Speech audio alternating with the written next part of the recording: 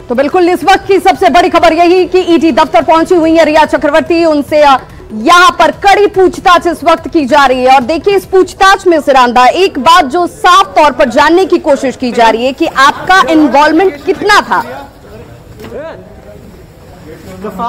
और ऐसे में इस तस्वीर को देखिए, इस तस्वीर से बहुत कुछ साफ जाहिर हो जाता है कि किस तरीके से उनके भाई सौविक जो हैं वो उन्हें प्रोटेक्ट करते हुए ईडी दफ्तर पहुंचते हैं और यहां पर अब उनसे पूछताछ की जा रही है। हालांकि ये कहा जा रहा है कि जब ये पूछताछ हो रही है तो सिर्फ रिया चक्रवर्ती वहां पर मौजूद हैं और रिया चक्रवर्ती से ही वो तमाम सवाल के जवाब लिए जा रहे हैं। बिल्कुल बिल्कुल। और इस पूरे मामले में पूरा परिवार लगा हुआ है, न सिर्फ पूरा परिवार लगा है बल्कि तमाम फैंस को इंतजार है कि कब इंसाफ सुशांत को मिल सकेगा। सुशांत सिंह के चचेरे भाई और बीजेपी विधायक ने इस पूरे मामले को लेकर अब क्या कुछ कहा है वो जरा सुनिए। हम लोग पहले ही से बता रहे थे और पूरा देश भी आरोप लगा रहा था। वो धीरे धीरे सारा कुछ सच होता दिख रहा है, सारा कुछ सामने आ रहा है, जांच से हर कुछ पता चलते जा रहा है। अब ईडी घुसी है तो ईडी के सामने वो पेश होने वाली है, तो हम चाहते हैं कि ईडी सारा कुछ निकालेगी कि कितना संपत्ति का हेरफेर किया, कैसे कैसे पैसा को ऐंठा गया है, चूसा गया है, तो तमाम चीज़ अब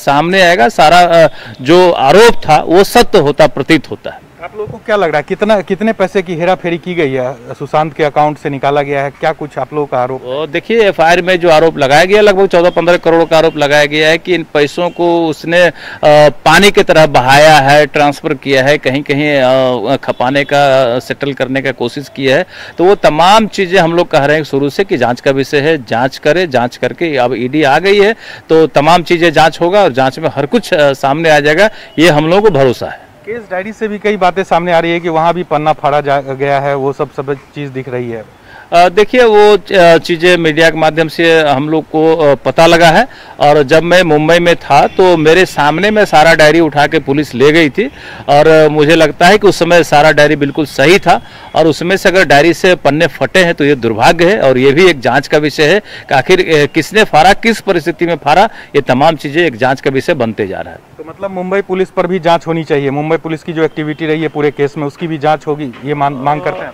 देखिए मुंबई पुलिस का जो स्थिति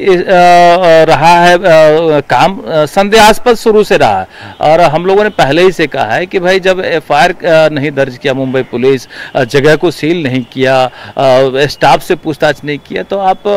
फॉर्मेलिटी कर रहे हैं, डायरेक्टर और प्रोड्यूसर से पूछ के खाना पूर्ति करने का जो आप काम कर रहे थे, मामला को डाइवर्ट करने का जो काम कर रहे थे, तो ये तो पहले ही लोग कह रहे हैं कि शर्मसार काम किया उन्होंने। तो कहीं ना कहीं एक शक का उंगली उठता है कि भाई आप सबूत को भी खत्म कर सकते हैं, इसलिए सीबीआई का इंटरफेरेंस जरूरी था। अब सीबीआई आई है तो हम लोगों को भरोसा है कि जो भी सबूत को नष्ट करने का प्रयास हुआ होगा वो तमाम चीजें बाहर आएगी, ये उम्मीद है हम लोग।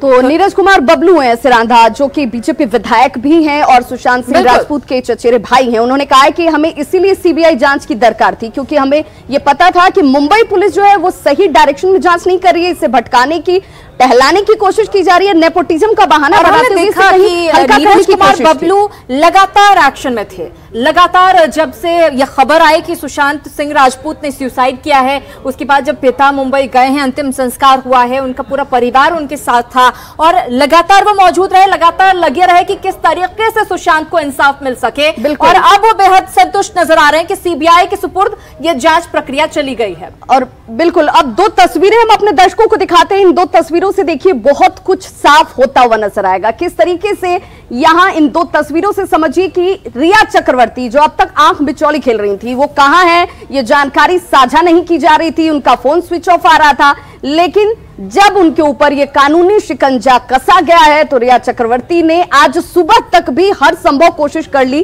कि उन्हें ईडी दफ्तर न पहुंचना पड़े, लेकिन ईडी ने यह साफ कर दिया कि आज ही आपको पहुंचना होगा, सवालों को फेस करना होगा और हर वो जानकारी आपको देनी होगी जो सवाल के तौर पर आपके साफ इनकार कर दिया गया, अपील को खारिज कर दिया गया और अब नतीजतन रिया चक्रवर्ती ईडी ऑफिस में हैं और उनसे पूछताछ का सिलसिला शुरू हो चुका है। इस खबर पर अपडेट लगातार न्यूज़ 18 बिहार झारखंड आप तक पहुंचाता रहेगा। इस बुलेटिन में फिलहाल इतना ही। नमस्कार।